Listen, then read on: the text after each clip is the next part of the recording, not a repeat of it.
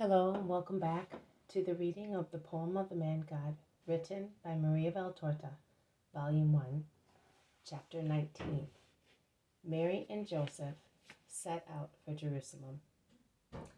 27th March, 1944. I see their departure to go to St. Elizabeth's.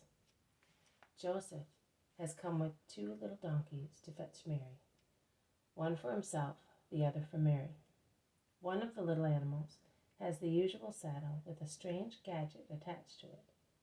Later, I gather that it is a kind of luggage rack on which Joseph fastens a small wooden casket, a small trunk, we would call it nowadays, which he brought for Mary's clothes to prevent them from getting wet. I hear Mary thank Joseph wholeheartedly for the provident gift, in which she packs what she takes out of a parcel. The parcel she had made up previously. They close the door of the house and start off. It is daybreak, for I can see the rosy dawn in the east. Nazareth is still asleep. The 2 early travelers meet only a shepherd who is driving forward his little sheep, which are trotting along, one against the other, jammed in close flock. They are all bleating. The little lambs with their shrill, sharp voices bleat more than the others, and want their mother's breasts even while moving. But the mothers are hurrying towards the pastures, and with their louder bleatings they urge the little ones to follow them. Mary looks and smiles, and since she has stopped to let the herd go by, she bends on the saddle and caresses the mild little beast that passed near her donkey.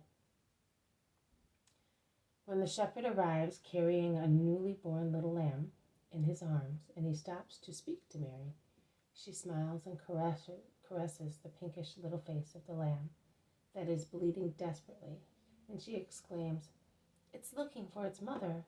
Here is your mother. She won't leave you. Of course she won't, little lamb." In fact, the ewe rubs herself against the shepherd, then stands up on her hind legs and licks the face of her little one. The herd passes by, making the noise of water drops falling on leaves. Behind it, there's the dust raised by the trotting feet of the sheep and the patterns of their footprints on the dusty road. Joseph and Mary take to the road again. Joseph is wearing his large mantle. Mary has on a kind of striped shawl because it is a very cool morning.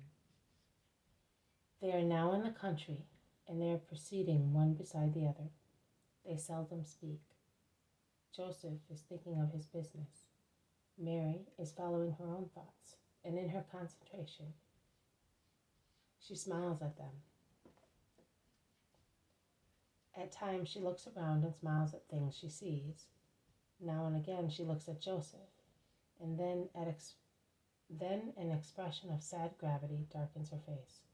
Then she smiles again, still looking at her provident spouse who speaks so little, and when he does speak, it is only to ask her whether she is comfortable and whether she needs anything. By now there are many people on the road, particularly near and inside villages. But Mary and Joseph do not pay much attention to the people they meet. They proceed on their trotting donkeys in the midst of the noise of the harness bells, and they stop only once in the shade of a thicket to eat some bread and olives, and to drink at a well that runs down from a grotto.